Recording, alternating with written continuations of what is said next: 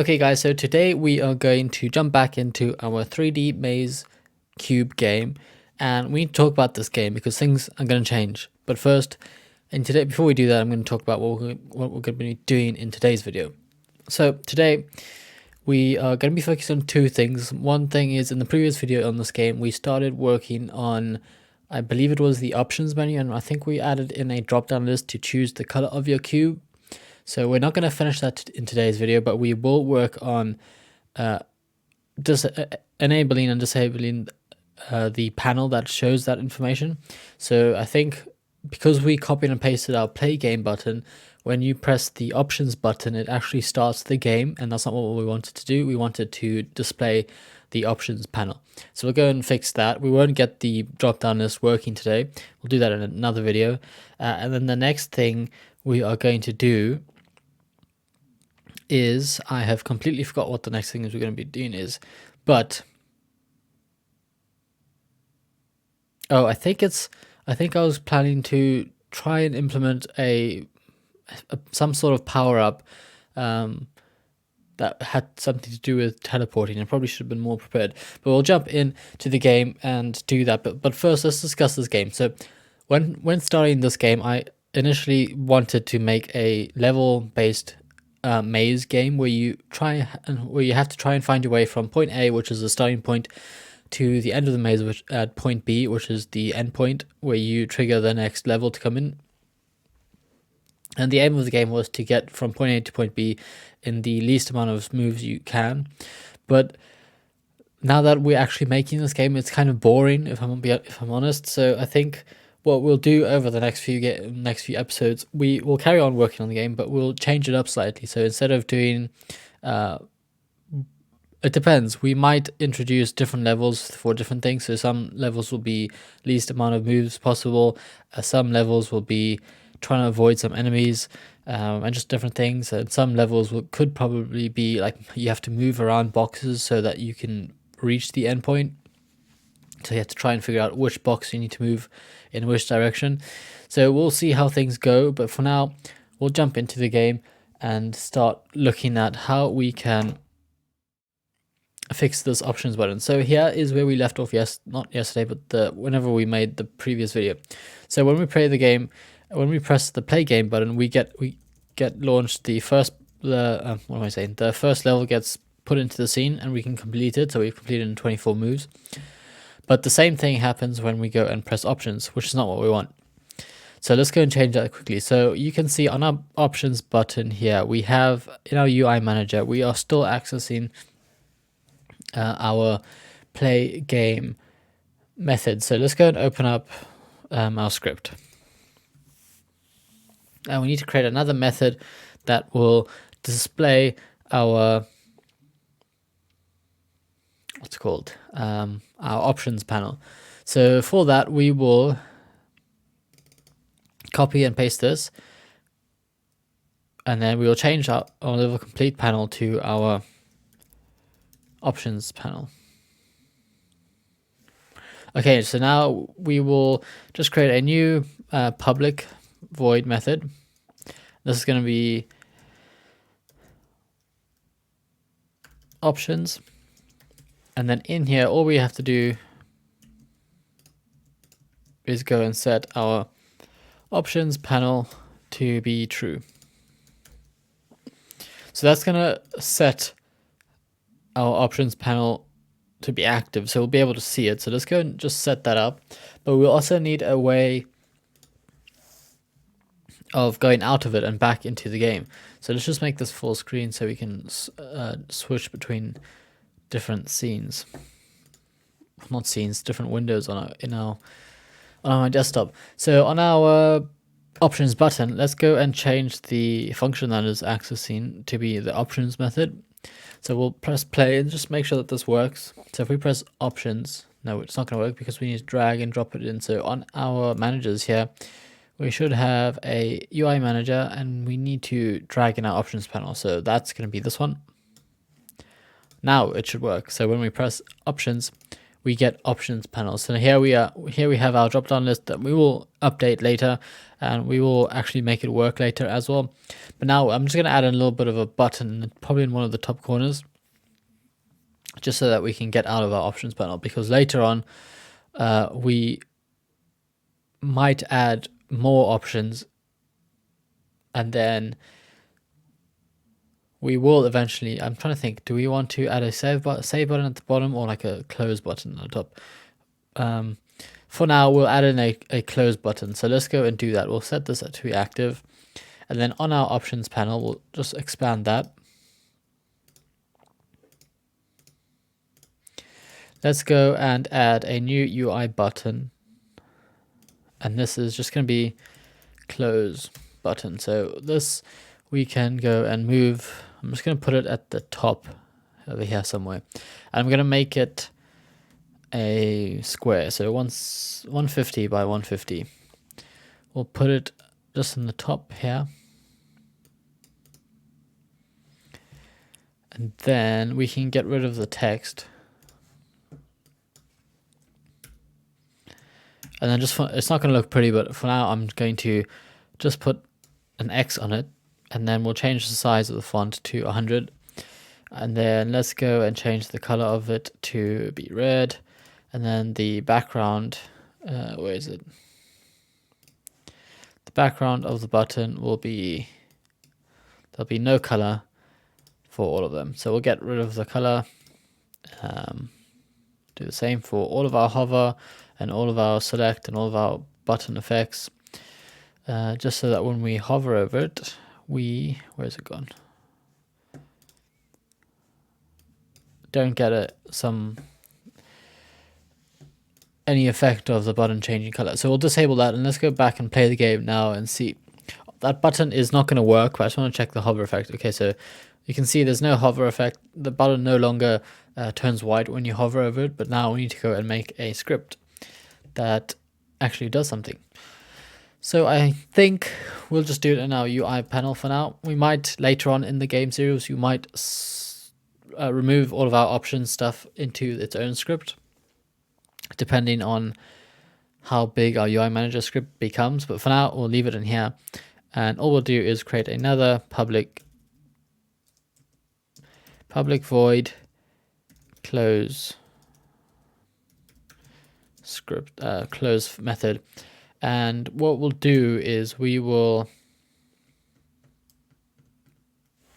just do close options, and then we'll do the same thing, options panel dot set active, and then this will be false instead of true. So you can save that and then go back into here and then do the exact same thing, but instead of on our options button, it now has to be on our close button. So on our close, add a new event, and then drag in our UI manager, and then on our UI manager we can select the close options method. So now we should have that sorted out. So we should be able to go in and out of our options panel. So here's our panel. We can choose a color, and then we can go and press close, and then it closes the panel. So that's great. Now let's go and try and figure out if we can somehow make some sort of power up that will allow our cube to teleport from point A to point B, depending on where we set out our two teleporting platforms. So it's going to work similar to our starting point and our end point trigger, but the only difference is it's not going to, it is going to trigger something. What it's going to do is, say we have two platforms, not two platforms, but two of these panels here that we have. I don't even know what this is. I think it's just a scaled down cube. But for example, if we go and copy this and paste it and then push it down here, and then copy it and paste it another one and push it over here, say these two now are our teleporting triggers. So what it does is you'll start off over here, and whenever you move onto one of these, it will teleport you from the one you've moved onto straight to the one that you're not on, if that makes sense. It's going to teleport you to the opposite one. And I haven't yet figured out if we're going to make it both work, if we're going to make it work both ways. So we'll figure that out later on. But let's go and get rid of those because we don't really want them in our scene yet. Okay, so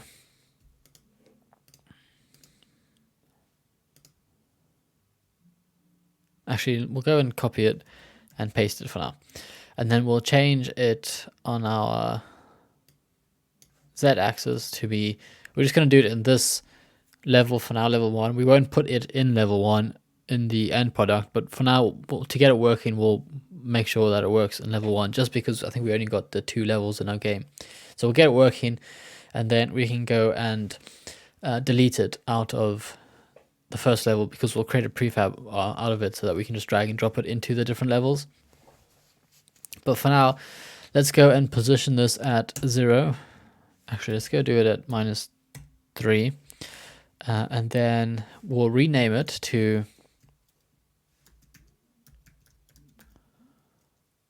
teleport point A. I'm trying to figure out what's the best name for it. We'll leave it like that. And then we will copy and paste it again, and then change this to point B. And then I think we just need to change this to 5. Yeah, so that should be fine. So what this is going to do is you'll start over here, and then let's just go play the game and see if it works. It's not going to work. It's not going to teleport you, but we do have our points there. So let's play the game. And now that we move onto those squares, so as soon as we move, we need to change it so that it fits onto our square. But once we've moved and we've triggered that our teleporting point, it's going to instantly teleport us straight onto this platform over there.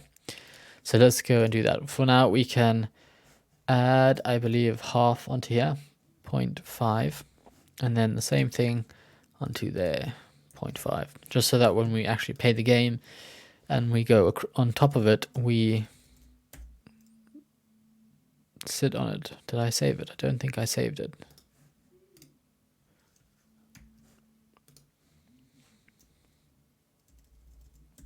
Okay, there we go. So now you can see that we are going directly on top of it. So now let's go and try and make it work. So what we need to do, I believe, we need to have some sort of script that... Actually, what's the best way to do this? If we have a script attached to each level, we could... Let's open this up. So if we have like a teleporting script attached to each level, yeah, let's do that. So on level 1, on the parent object, we'll attach a new script and we'll call it teleport manager. So we'll create this script, and what this script will do is, when the game, actually because it's attached to the level, we could just drag and drop it in. So let's go to the assets and drag that into our scripts folder. Now if we open this up, we're going to have to get 2 references, one to point A and one to point B. So this is going to be a serialized field, and we'll call this I'll just call it point A, and we'll do the same thing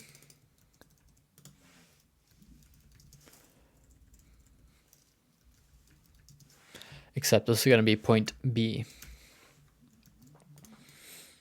So we'll get rid of that, and then we also need a private game object. I think we can use game object.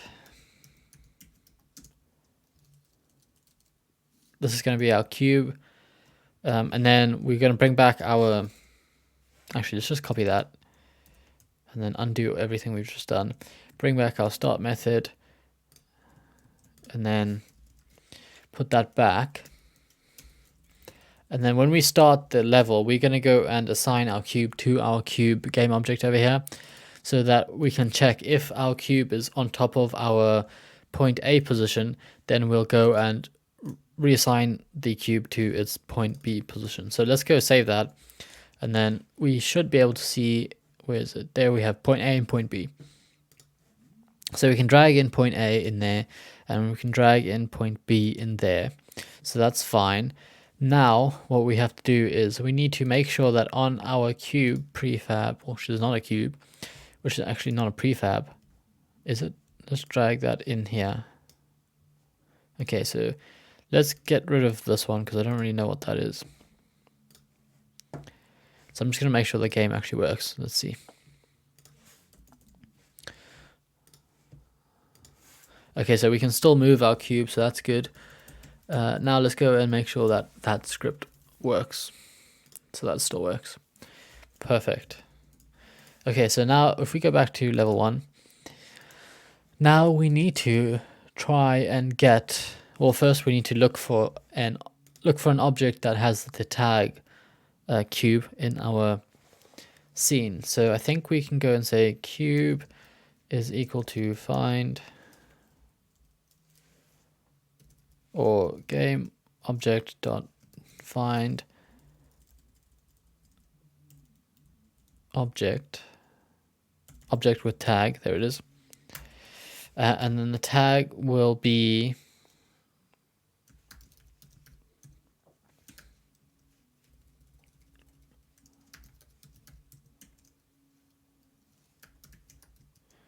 a cube tag that we will create right now in our global class. So this is going to be cube tag, and then it's just going to say cube, because I believe that is what is on our cube. So we can see that by clicking here. So yeah, we have a cube tag tagged onto our cube, so that should work. So in here, that should be fine. Now we need to see, well, we need to check whenever our cube is on top of our point A. So let's go and say if cube dot transform dot position is equal to point A dot position, then we can go and print same position. So y is not, we might have to have a double equals. So we'll save that. Let's just go and see what this does, if this even works. So let's go down to here. Okay, so you can see that it's not working. So if we go onto our level 1 clone here, you can see that level point A has a position of -5, -0.5, and -3.5. Okay, and our cube is different on the y-axis. So we need to make sure it doesn't take into account the y-axis position. So let's go and see.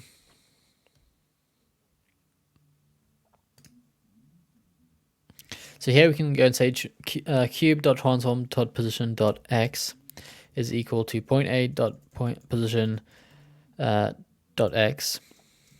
We'll put that in brackets, and then we'll also say, and we can just copy all of this, and then we can put this in brackets and say the same thing, but this time for z, and hopefully that should work. So we'll save that, and now we should be able to determine whenever our cube is on top of our teleporting platform. So nope, that still doesn't work.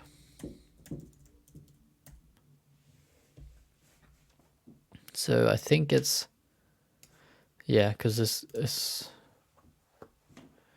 That's not the same. Cube and level 1.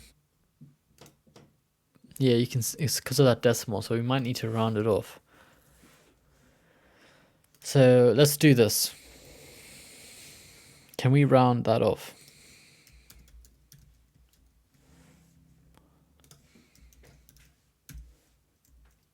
Math f dot round maybe.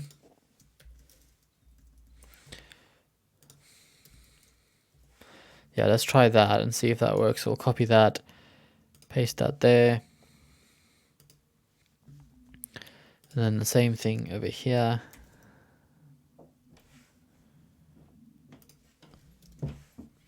And then the same thing over here. So I don't know if this is going to work, but hopefully it does. And then that should be able to determine if our cube is on top of our teleporting point. So let's see. Okay, so here we have same position. Okay, so that's fine.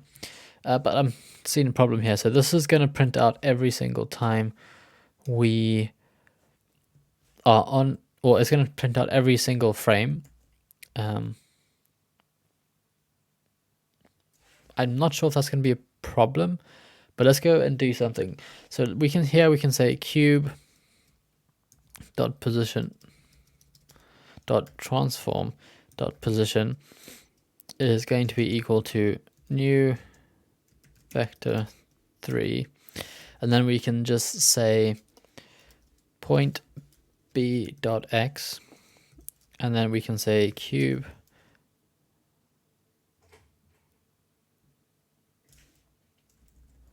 point b dot position dot x, and then we can say cube dot transform dot position dot y, and the same thing point b dot position dot z.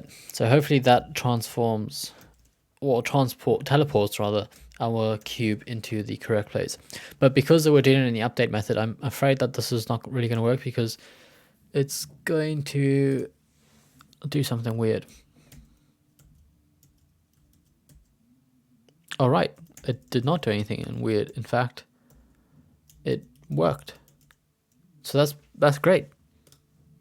I did not expect it to work, to be honest. But you can see that we now have a teleporting two teleporting platforms, which is great.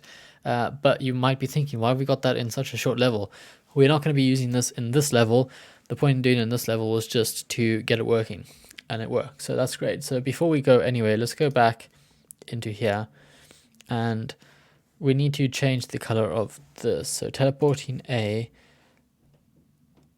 let's go and change, let's create a new material, and let's make this one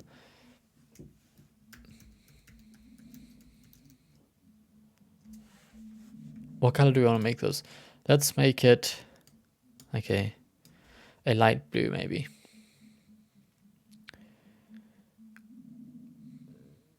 Yeah, let's do that. We'll make it light blue, and then we can go and add this onto there as well as onto there. So if we see a light blue pad in our game, it means that we can teleport from point A to point B. We might in the future make it so that we can also teleport in the opposite direction. So go from this one to this one. And then also if we move off and then back onto this one, we can go from this one back to the start. But yeah, that's going to be it for today's video. So that went a lot smoother than I thought it was going to be, which is a great thing. But like I said, we're probably going to be changing this game in the future episodes coming up quite a bit, because we're going to try and make it a little bit more interesting and more fun to play, rather than just having simple mazes that you go from point A to point B in the least amount of times, least amount of moves. But yeah, that's it for today. In the next episode, we might add in a few different, I think we'll create a bigger map or a bigger maze where we can start working on a bunch of different power-ups. So we'll create a bigger maze, and then we'll use that maze just to focus on making things like our power-up that we just made today, our teleporter, and then we'll move on to making things like a few enemies, and then depending on if that works, we'll try and get a few cubes that you can actually move in the game. So you have to move them to certain positions in the maze so that you can move around them or over there maybe. I don't know, we'll see. But yeah, that's pretty much it for today. So thanks for watching if you made this far, and I will see you guys in the next episode. So goodbye.